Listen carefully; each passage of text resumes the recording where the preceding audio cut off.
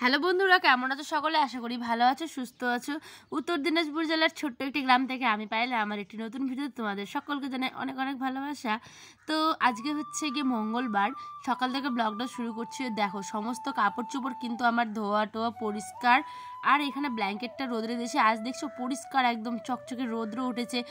আর এদিকে তারটা হয়ে গেছে একটু লুজ, সেই জন্য এখানে আমি একটা দাঁড়িয়ে আর দিয়ে দিয়েছি। তো এখানে দেখো আর এক বালতি কাপড় হয়েছে। জানো, একটা মেয়ে যদি ঘরে না থাকে সেই ঘরটার কোনো দাম নেই। এই কথাটা কিন্তু বাস্তব। কে রে এটা? কে রে এটা? এটা কি আমার আয়ন বাবা? আয়নছে না আমার আয়ন বাবা। সকালবেলা সেই যে ব্লগটা তোমাদের সাথে কিছুক্ষণ করলাম, তারপরে জানো যেহেতু আমি বাবার বাড়ি থেকে এসেছি, ঘরের অবস্থা প্রচণ্ড খারাপ। পুরো গ্যাস বলো, ফ্রিজ বলো, বিছানা সমস্ত কিছু গো একদম বিশ্বাস করতে পারবে না, পুরো নোংরা হয়ে ভর্তি হয়ে আছে।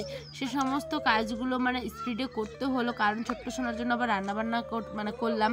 তো তোমাদের সাথে সেরকমভাবে কিচ্ছু শেয়ার করতে পারিনি। আচ্ছা, তোমাদের সাথেও কি এরকমটা হয়? তোমরা যখন বাবার বাড়ি যাও বা আর কোথাও যাও, তখন কি ঘরের এরকম অবস্থা থাকে? আর তার মধ্যে যদি থাকে আবার ছেলে মানুষ, সে তো কিচ্ছু করে না, কিচ্ছু না, সামান্য গ্লাস যেখানে থাকে সেখানেই রেখে দেয়, কিছু পরিষ্কার করে না, আয়নের আবারই ধরো কোনো কিচ্ছু করে না। সেই জন্য ঘরটার যা অবস্থা হয়েছিল, আমি মাথা মানে পুরো খারাপ হয়ে গেছিলো। সমস্ত কিছু গুছিয়ে ঠিকঠাক করেছি। আর দেখো এখানে কিন্তু টাটকা আমাদের জমিতে হয়েছে কি লাফা শাক।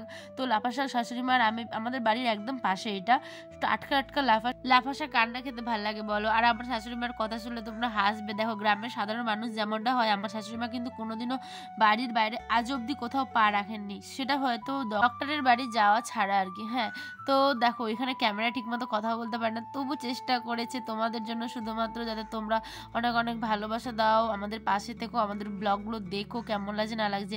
ভালো লাগলেও কমেন্ট করবে, খারাপ লাগলেও কমেন্ট করবে, কোনো কিছু আমরা মনে করবো না, কেমন? আর দেখো মা এখানে কি বলছে শোনো কথাটা।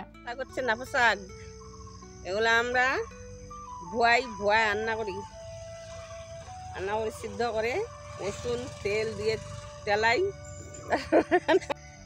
আয়ান একদম ওর মাকে ছাড়া কিছুই বুঝছে না। দেখেন এখানটায় দাঁড়িয়ে আছে। কি আব্বা কি কি ওই অনবরত কান্না করে চলছে, জানি না কেন আজ কি হয়েছে। অন্যদিন আবার ঠিক হাসে। এই রিলেটেড একটা ভিডিও দেখতে পাবেন, আপনাদের সাথে আর কি শেয়ার করেছি। সেটা হচ্ছে তেজপাতার বাগান কেমন হয়, ওটাও আমি আপনাদের এর আগের ভিডিওতে করে দেখেছি। হ্যাঁ, আর যদি ভিডিওটি ভালো লাগে অবশ্যই কিন্তু সাবস্ক্রাইব করবেন। আর ফেসবুক থেকে দেখলে অবশ্যই পেজটি ফলো করে রাখবেন, আবার এরকম নতুন নতুন ভিডিও দেখার জন্যই।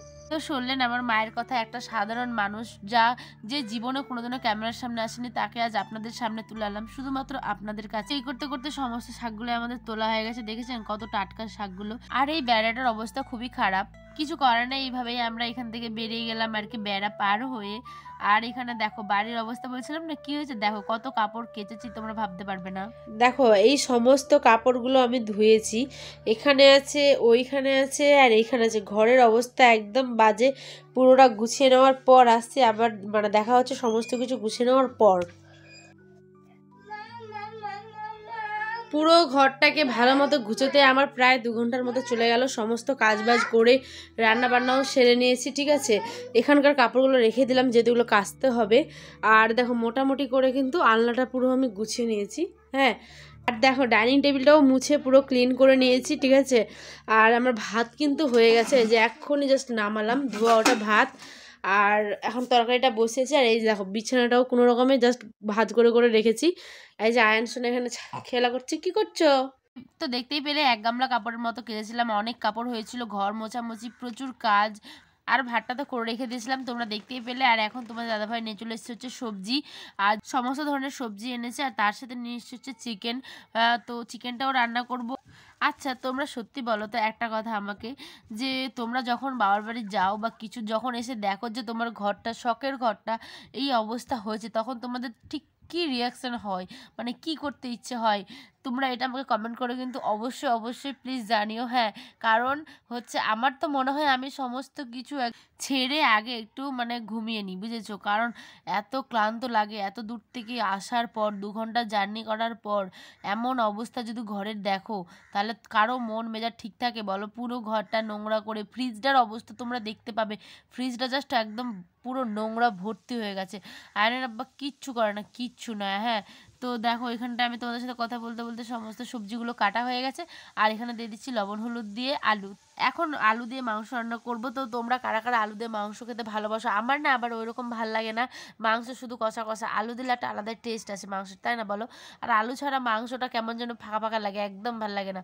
তো এখানে ম্যারিনেট করে নিচ্ছি মাংসটা, সমস্ত কিছু মশলা যে যে লাগে আর কি মশলা মাংসতে। আর টমেটোটা কিন্তু বেটে দিলে খুব টেস্টি হয় খাবারটা। আর তার সঙ্গে এনেছিল তোমার দাদাভাই পা, যেহেতু পা আমি প্রচণ্ড ভালোবাসি খেতে। আর এখানে দেখো দেখতে দেখতে পেঁয়াজ টেজ ভাজা হয়ে গেছে, রান্নাবাড়ি করছি। তোমাদের ওখানে কে কোথায় কোথা থেকে দেখছো অবশ্যই কিন্তু ভিডিওটা কমেন্ট করো। আর এখানে আমার মাংসটা কষা হয়ে গেলে পরেই তোমার দাদাভাইকে খেতে দিয়ে দেবো, যেহেতু অনেকটা রাত্রি হয়ে গেছে। তো তোমার দাদাভাই তো খেতে বসে গেছে, আর আয়ন সোনাকেও ওইদিকে আমি খিচুড়ি খাইয়ে দিয়েছি। আর অনেক কষ্ট করে ভিডিও করা শুধুমাত্র তোমাদের জন্য, তোমরা অনেক ভিডিওগুলোতে আমাকে ভালোবাসা দিয়েছো বা দিচ্ছ। আর যারা যারা দেখোনি এখনও অবশ্যই ভিডিওটা দেখবে, ভালো লাগলে লাইক করবে, শেয়ার করবে। আর ফেসবুক থেকে দেখলে কিন্তু অবশ্যই পেজটা ফলো করতে ভুলো না। তো দেখো এখানটাতে আমার দাদাভাই খেতে বসে গেছে, আর আয়ন সোনাকে ওইদিকে আমি একটু খিচুড়ি করে খাইয়ে দিচ্ছি। দেখা হবে আবার একটি অন্য ভিডিওতে। সকলে ভালো থেকো, সুস্থ থেকো, সাবধানে থেকো। আল্লাহ হাফেজ, টাটা, বাই বাই।